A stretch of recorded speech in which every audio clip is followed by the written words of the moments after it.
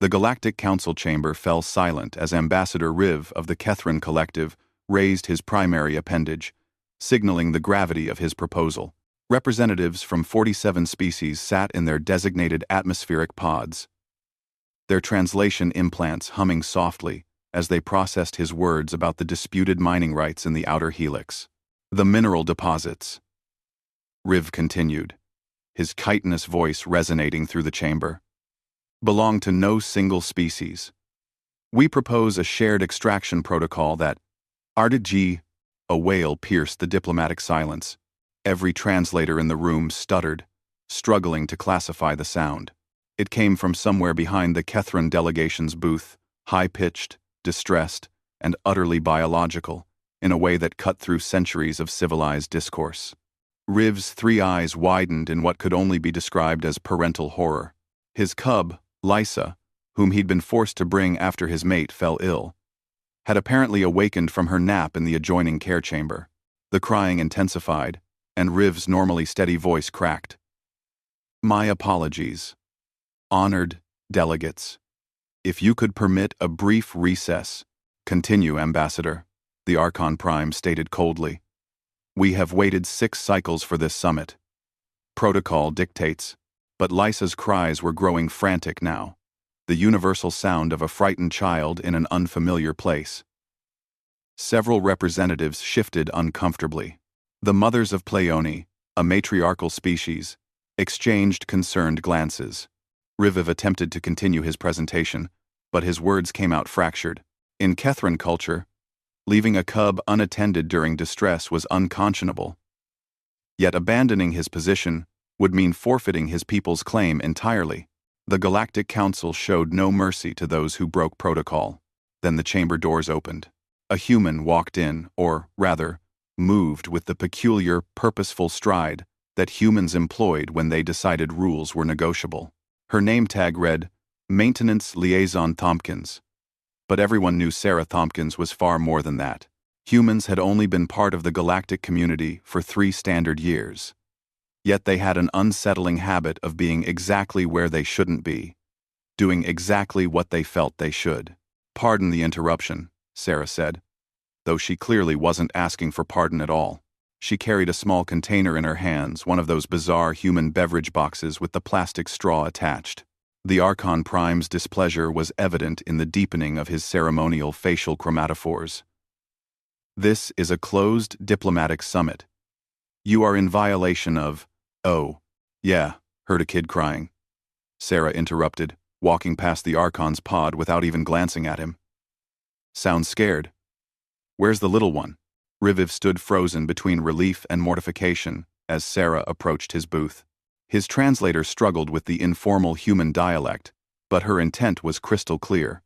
She was here for Lysa. My cub, Riv managed. But you cannot, the protocols. Protocols can wait, Sarah said, already moving toward the care chamber.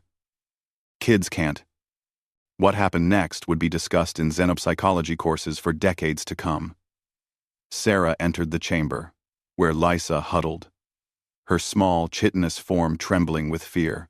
The cub had woken in a strange place, surrounded by the chemical signatures of dozens of alien species, with none of the comfort pheromones her father produced. Sarah knelt down to Lysa's level, another distinctly human behavior. This compulsion to make themselves small and vulnerable in the presence of frightened young. Hey there, sweetie, Sarah said softly, though Lysa's translator implant was too basic to process the words. But tone, apparently, was universal. It's okay. You're safe. She held out the beverage box. The small container had a colorful exterior with strange human symbols. A juice box, Sarah had called it, containing some manner of fruit extract that humans inexplicably gave their offspring in portable form. Lisa's 3 eyes focused on the box, her crying diminishing to confused hiccups. The bright colors, so unlike the muted tones of Kethran aesthetics, caught her attention. Sarah demonstrated how the straw worked, pressing it through the foil opening with an exaggerated motion. Then she offered it to Lysa. The cub reached out one trembling appendage and grasped the box. Sarah guided her hand, showing her how to drink. The sweet liquid humans called it apple juice, was unlike anything in Kethran nutrition. But it was novel, interesting, and most importantly, it came from this strange creature who sat with her and made soft sounds and didn't leave. In the main chamber, the delegates waited in varying states of impatience and confusion. Through the open door, they could hear Sarah talking to Lysa in that sing-song voice humans used with their young. "There you go. That's better, isn't it? Your dad's right out there, doing very important work. He'll come see you as soon as he can, but right now, you've got me, and I've got. Let's see." She rummaged in her pockets. "Ah, stickers. Do Kethrans like stickers? We're going to find out." 5 minutes later, Sarah emerged carrying Lisa, who clutched her juice box in one hand while 3 holographic earth animals decorated her carapace. The cub's eyes were wide but calm, and she made a soft, chittering sound that Riv immediately recognized as contentment. "Here's your girl," Sarah said, depositing Lysa gently in Riv's upper arms. "She's good now. Had a rough wake-up, but we're buddies. Right, Lysa?" Lysa chittered again and waved her juice box. The chamber remained in stunned silence as Sarah turned to leave.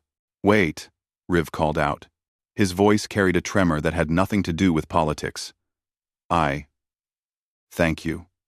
In my culture, caring for another's cub is a sacred trust. You interrupted a summit for her." Sarah shrugged. That peculiarly human gesture that could mean anything from indifference to profound philosophy. She needed help. Everything else can wait. She paused at the door. "Besides, I've read your proposal, Ambassador. It's fair. They'll see that once you finish. But your kid couldn't see that she was safe. Priorities." As the door closed behind her, the Archon Prime cleared his respiratory chambers. "Most irregular. Indeed," said the mother of Pleione, though her voice carried a warmth that hadn't been there before. "Ambassador Riv, you may continue your presentation." Riv did, with Lysa settled quietly in his secondary arms, working her way through the juice box and occasionally showing her father the stickers Sarah had given her. His proposal passed with surprising unanimity. Later, when asked why the council had approved the Kethran mining rights so readily when they'd spent cycles in deadlock, the mothers of Pleione told the truth. "We watched a human stop everything for a frightened child. If that is how humans approach the vulnerable among us, perhaps we should observe how they approach fairness and compromise." Chacted. End quote. 2s. 1. The humans, for their part, seemed baffled by the fuss.